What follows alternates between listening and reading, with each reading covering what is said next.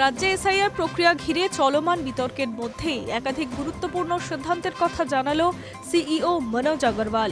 সোমবার নির্বাচন কমিশনের তরফে স্পষ্ট করে বলা হয়েছে 85 বছরের ঊর্ধ্বের নাগরিক, বিশেষভাবে সক্ষম, যে কোনো বয়সে অসুস্থ ব্যক্তি এবং অন্তঃসত্ত্বা মহিলাদের ক্ষেত্রে শুনানির নোটিশ নিয়ে বাড়িতে গিয়ে যাচাই করা হবে। সিইও জানিয়েছেন, এই শ্রেণীর ভোটারদের কোনো অবস্থাতেই অফিসে ডেকে আনা যাবে না। প্রয়োজনীয় নথি থাকলে বিএলওই নিজের ভোটারের বাড়িতে গিয়ে তা সংগ্রহ করবেন।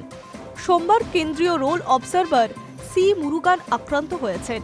সেই সংক্রান্ত ঘটনার প্রেক্ষিতে সিইও ফের ডিজি ও সিপিকে রাজ্য জুড়ে পর্যাপ্ত নিরাপত্তা নিশ্চিত করার নির্দেশও দিয়েছেন।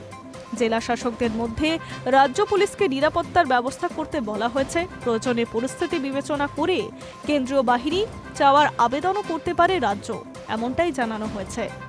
বিএলএ টুর বিতর্ক অবস্থান স্পষ্ট। সিইও জানিয়েছে, এই বিষয়টি নিয়ে তিনি ইতিমধ্যেই জাতীয় নির্বাচন কমিশনের কাছে আবেদন করেছেন। কমিশনের চূড়ান্ত নির্দেশ না আসা পর্যন্ত হিয়ারিংয়ে শুধু বিএলও, ইআরও, এইআরও এবং বিএলও অবজারভার উপস্থিত থাকতে পারবেন। বিএলও টুরা হিয়ারিংয়ে গেলে আইন অনুযায়ী ব্যবস্থা নেওয়া হবে। পরবর্তী সময়ে বিএলও টু সংক্রান্ত কোনো সমস্যা হলে সেই বিষয়ে ইআরও এবং ডিইও আইন অনুযায়ী সিদ্ধান্ত নিতে পারবেনও বলে জানানো হয়েছে।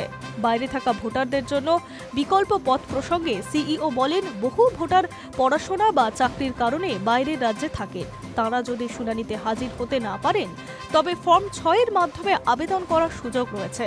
নোটিশ ও হিয়ারিং সংক্রান্ত তথ্য নিয়ে নির্বাচন কমিশনের তরফে স্পেশাল অবজারভার সুব্রত গুপ্ত জানিয়েছেন, মোট 32 লক্ষ ভোটারের মধ্যে প্রায় 30 লক্ষ নোটিশ জেনারেট হয়েছে।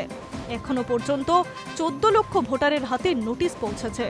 এছাড়া জানানো হয়েছে, মঙ্গলবার জ্ঞানেশ ভারতী সহ সিইওর দপ্তরে জেলা নির্বাচন আধিকারিকরা বৈঠক করবেন। Hi news network.